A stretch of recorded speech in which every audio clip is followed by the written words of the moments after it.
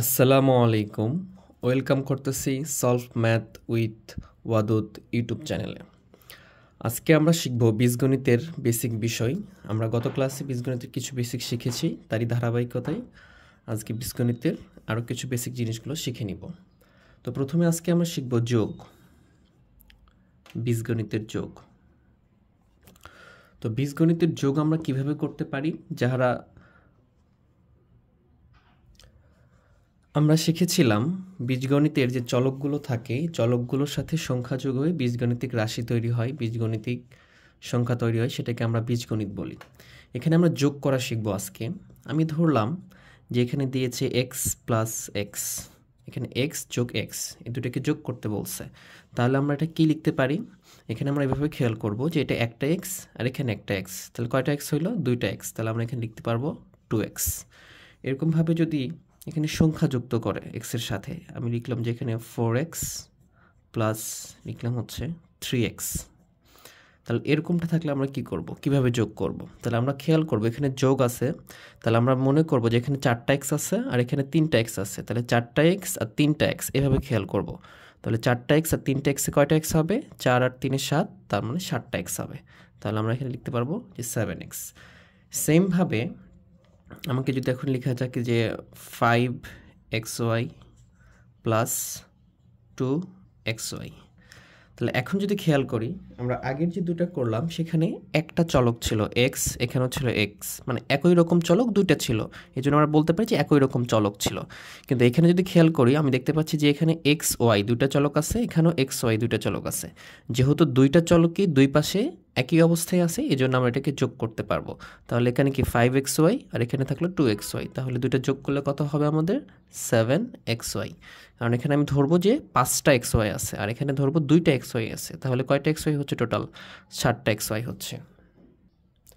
একইভাবে আমি যদি এখন লিখি যে 3a প্লাস 2b, সেক্ষেত্রেও একই হবে। এখানেও কিন্তু a b আছে, এখানে চলক হিসেবে ছিল xy, আমরা এখন ব্যবহার করছি যে 3a 3b।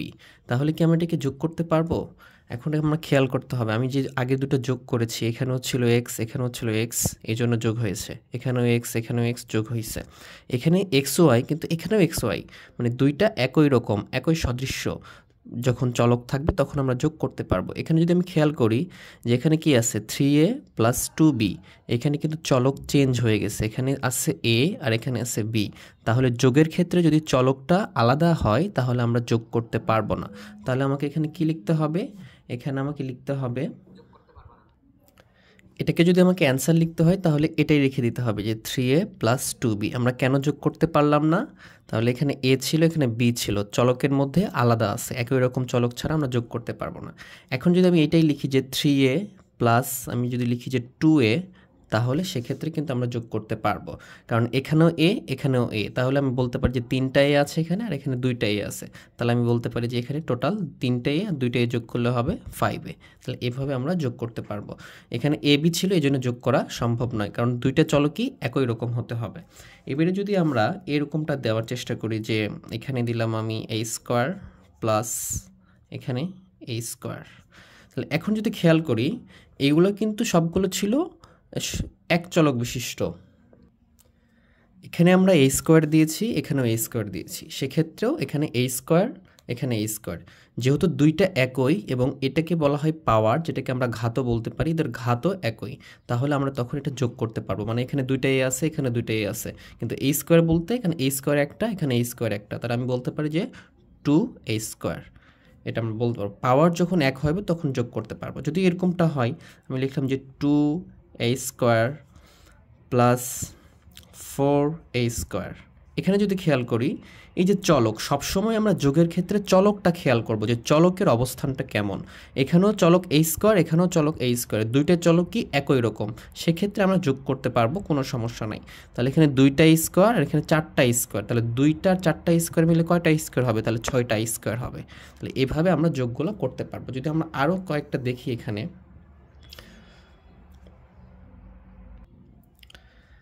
এখানে আমি লিখলাম যে 3a square plus 2b square. এখন কি আমি এখানে যোগ করতে পারবো? পারবো না। কেন পারবো না আমাকে খেয়াল করতে হবে। এখানে চলক হচ্ছে কি a স্কয়ার আর এখানে চলক কি b স্কয়ার। দুইটা চলকের মধ্যে কি আছে? সাদৃশ্যতা নাই, একই রকম নয়। যদি একই রকম না হয় তাহলে আমরা যোগ করতে পারবো না। তাহলে এটার অ্যান্সার কি হবে? এভাবে রেখে দিতে হবে। যদি এটা এরকম থাকতো যে 3a square 3b square plus এখানে লিখলাম আমি 2b স্কয়ার, তো তাহলে কিন্তু আমরা এটা যোগ করতে পারবো। এখানে কি 3b স্কয়ার, এখানে 2b স্কয়ার, এই চলক দুইটা কিন্তু একই রকম। সেক্ষেত্রে আমরা লিখতে পারবো যে 5b স্কয়ার। আগের নিয়মে যে 3টা b স্কয়ার আছে এখানে আর এখানে 2টা b স্কয়ার আছে, এটা লিখতে পারবো। যদি এরকমটা থাকে যে এখানে দিলাম a to the power 4 plus এখানে দিলাম a টু দি পাওয়ার 4, তাহলেও আমরা যোগ করতে পারবো। এখানে দুইটা সেম আছে কিনা আমরা পাওয়ারটা খেয়াল করব এবং এখানে বেসটাও খেয়াল করব, সবই একই রকম, তাহলে যোগ করা যাবে।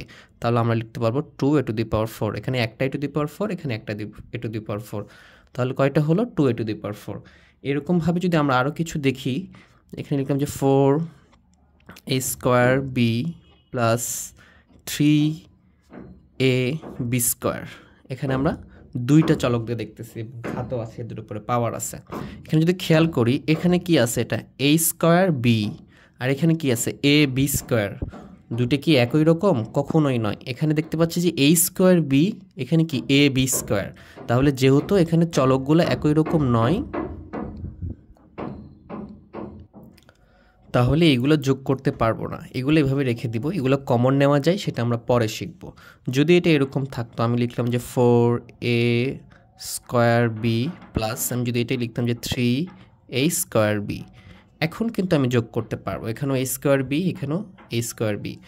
তারপরে আমরা এখানে খেয়াল করবো যে তাহলে বলবো আমরা যে 3a square b 4a square b, আর এটাকে বলবো 3a স্কোয়ার b। তাহলে দুইটা যোগ করলে কত আসবে? আমাদের 3টা স্কোয়ার b আছে, এখানে 4টা স্কোয়ার বি আছে আর এখানে 3টা স্কোয়ার বি আছে, তাহলে আমরা বলতে পারি যে এখানে 7টা স্কোয়ার বি আছে। তাহলে এইভাবে আমরা সকল যোগগুলো করতে পারবো। তাহলে এখানে আমার মূল বিষয়টা হচ্ছে যখন চলকগুলো একই রকম হবে তখনই শুধুমাত্র আমরা যোগ করতে পারবো। যদি চলকগুলো আলাদা হয় তাহলে যোগ করতে পারবো না। যোগের বেসিক জিনিসটা এটাই ক্লিয়ার করে রাখতে হবে মাথায়, যে আমাকে সব সময় খেয়াল রাখতে হবে চলক দুইটা একই রকম কিনা। সংখ্যা আলাদা হতে পারে, এটাতে কোনো সমস্যা নেই। যদি চলক একই রকম হয় যোগ করতে পারবো, আর চলক একই রকম না হলে যোগ করতে পারবো না। তাহলে এই ছিল আমাদের আজকের জন্য যোগের বেসিক। তোমাদের যদি ভালো লাগে তাহলে তোমরা অবশ্যই লাইক, শেয়ার, সাবস্ক্রাইব করে পাশে থাকো। ইনশাল্লাহ পরবর্তী ভিডিও পাবা।